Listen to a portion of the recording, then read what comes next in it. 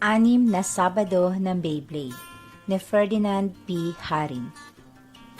Unang Sabado, nang paglabas niya, nang hilingin na niyang magdiwang ng kaarawan kahit hindi pa araw.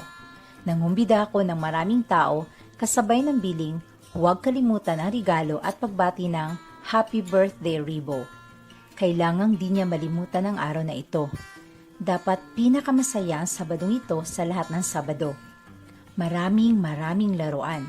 Stuffed toys, mini helicopter, walkie-talkie, crash gear, remote-controlled cars, at higit sa lahat ang Beyblade. Ang paborito niyang Beyblade. Maraming Beyblade. Tinanggap niya ang lahat ng ito at marami pang iba sa kanyang kaarawan. Sa kanyang pagtungtong sa 5 taon. Kahit hindi totoo. Kahit hindi pa araw. Ikalawang Sabado, naki-birthday naman siya. Pagkatapos ay muling naglaro ng Beyblade kasama ang mga pinsan. 3 araw bago dumating ay ikatlong Sabado, sorpresa ko siyang dinalaw. Unti-unti na siyang nanghihina. Bihira na siyang ngumiti. Hindi na niya makuhang laruin ang Beyblade, bagamat ayaw niya itong bitiwan sa loob ng kanyang kamay o di kaya'y bulsa. Ang nakapangangalit, unti-unti na namang nalalagas ang kanyang buhok. Subalit pinipilit pa rin niyang maging malakas, bagamat talagang di na kaya ng kanyang paang tumayo ng kahit ilang sandali man lang. Nakadudukot na rin siya ng mga matitigas na butil ng dugo sa loob ng kanyang gilagid. Sa labas ng bahay na kanilang tinitirhan, lubos kong ikinagulat nang tanungin niya ako ng, "Tay, may peya ah?" Dali-dali kong hinugot at binuksan ang aking pitaka at ipinakitang mayroon itong laman. Agad akong nagtanong kung ano ang nais niya na sinagot naman niya ang agarang pagturo sa isang kalapit na tindahan.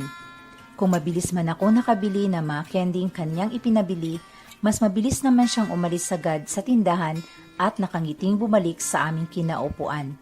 Naglalambing ang aking anak. Nang kami pumasok na sa loob ng bahay, naiwang nilalanggam na ang nakabukas ngunit di nagalaw ng mga candies sa aming kinaupuan. Tuluyan na siyang nakalbo pagsapit na ikatlong Sabado, subalit di na kusang nalagas sa mga buhok. Sa kanyang muling pagkairita, sinambunutan niya ang kanyang sarili upang tuluyang matanggal ang mga buhok. Nang araw na yun, kinumbida ng isa kong kasama sa trabaho ang isang mascot upang bigyan ng pribadong pagtatanghal si Ribo nang walang bayad. Matapos ang pagtatanghal, bagamat di man lang siya makangiti at makatawa, kitang-kita sa kanyang mata ang kasiyahan. Isang kasiyahang unti-unting humina at nawala.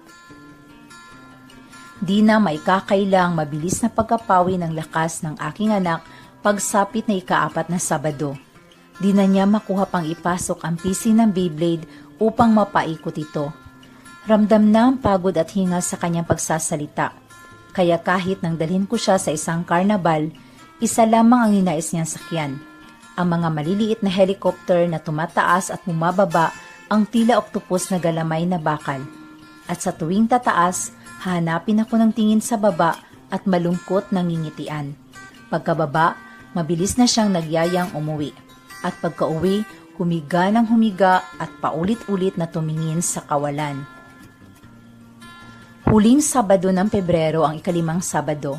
Eksaktong katapusan. Kasabay ng pagtatapos ng Pebrero ay pumanaw ang aking anak.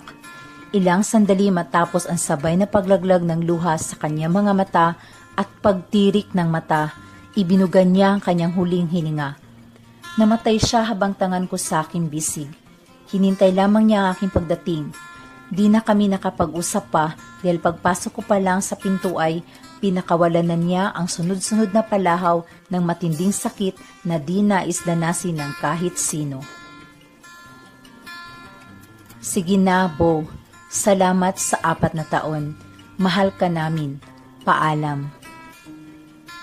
Ika-6 na Sabado ng paglabas ni Ribo sa ospital. Huling Sabado na masisilayan siya ng mga nagmamahal.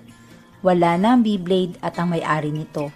Payapa na sila na nakahimlay sa loob ng kabaong, magkasamang tutungo sa lugar na walang sakit, walang gutom, walang hirap.